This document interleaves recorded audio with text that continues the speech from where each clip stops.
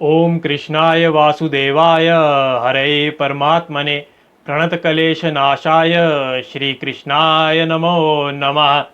धृतराष्ट्र जन्म से तो अंधा था ही, दुर्भाग्यवश वह आध्यात्मिक रूप से भी वंचित था और वह ये जानता था कि उसी के समान उसके पुत्र भी धर्म के मामले में अंधे हैं और उसे विश्वास था कि वे पांडवों के साथ कभी भी समझौता नहीं कर पाएंगे, क्योंकि पांचों पांडव जन्म से ही पवित्र थे।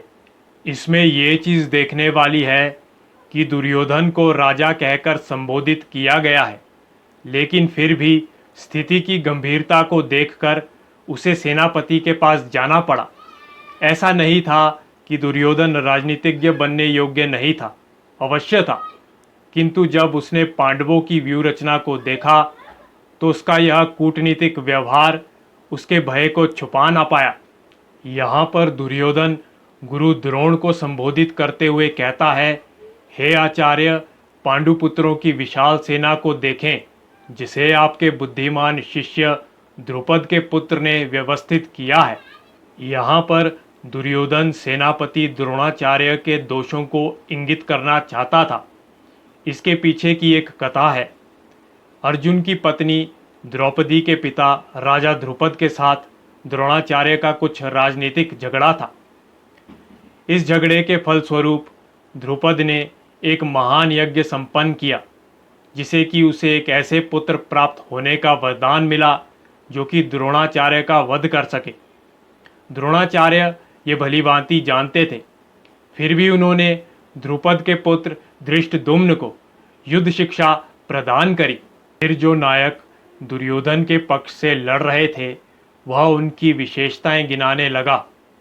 इसने कहा, हे ब्राह्मण श्रेष्ठ, आपकी सूचना के लिए मैं उन योद्धाओं के विषय में बताना चाहूँगा जो मेरी सेना को संचालित करने में विशेष रूप से निपुण हैं।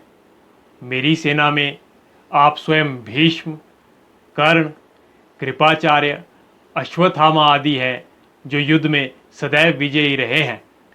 यहाँ पे दुर्योधन तुलनात्मक शक्ति का भी प्रयास करने की कोशिश करता है।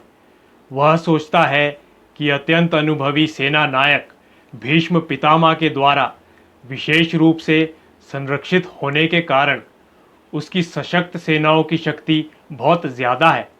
दूसरी ओर पांडवों की सेनाएं सीमित है, क्योंकि उनकी सुरक्षा एक कम अनुभवी नायक भीम द्वारा की जा रही है, जो भीष्म की तुलना में कुछ भी नहीं है। व्योवृद्ध पितामह अपने पौत्र दुर्योधन के मन का भाव जान गए और उसके प्रति अपनी स्वाभाविक दया दिखाते हुए उन्होंने उसे प्रसन्न करने के लिए अत्यंत उच्च स्वर से अपना शंख बजाया और फिर शंख बजाने के बाद उन्होंने अपने हताश पौत्र दुर्योधन को बता दिया कि उन्हें युद्ध में विजय की आशा नहीं है, क्योंकि दूसरे पक्ष में साक्षात भगवान श्री कृष्ण है। भीष्म पितामह द्वारा बजाए गए शंख की तुलना में भगवान श्री कृष्ण के शंख को दिव्य कहा गया है, क्योंकि जय सदा पांडु के पुत्रों जैसों की होती है, क्योंकि भगवान कृष्ण उनके साथ है। इसके अतिरिक्त जिस रथ में अर्जुन और भगवान कृष्ण आसीन थे वह अर्जुन को अग्नि देवता द्वारा दिया हुआ था और इससे सूचित हो रहा था कि तीनों लोकों में जहाँ ये जाएगा वहाँ विजय निश्चित है। इसमें भगवान श्री कृष्ण को ऋषिकेश कहा गया है, क्योंकि वे ही समस्त इंद्रियों के स्वामी हैं। सारे जीव उनके अंदर समाये हैं, अतः जीवों की इंद्रियां भी उनकी इंद्रियों के अंश हैं। यहाँ कुरुक्षेत्र की युद्ध भूमि में भगवान कृष्ण अर्जुन की दिव्य इंद्रियों का निर्देशन करते हैं। इस परमपिता परमात्मा के विविध कार्यों के अनुसार उनके अलग अलग नाम हैं। उदाहरण के तौर पे इनका नाम मधुसूदन है, क्योंकि उन्होंने मधु नाम के असुर को मारा था। वे गोवों को आनंद देने के कारण गोविंद कहलाते हैं। वृंदावन में यशोदा के साथ बाल लीलाएं करने के कारण वे यशोदानंदन कहलाते हैं और अपने मित्र अर्जुन का सारथी होने के कारण पार्थ सारथी हैं। श्री कृष्ण गोविंद हरे मुरारे, हे नाथ नारायण वासुदेवा।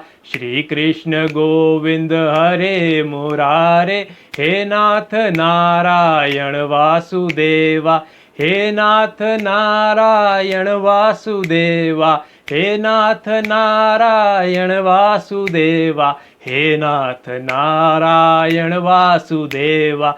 श्री कृष्ण गोविंद हरे मुरारे, हे नाथ नारायण वासुदेवा।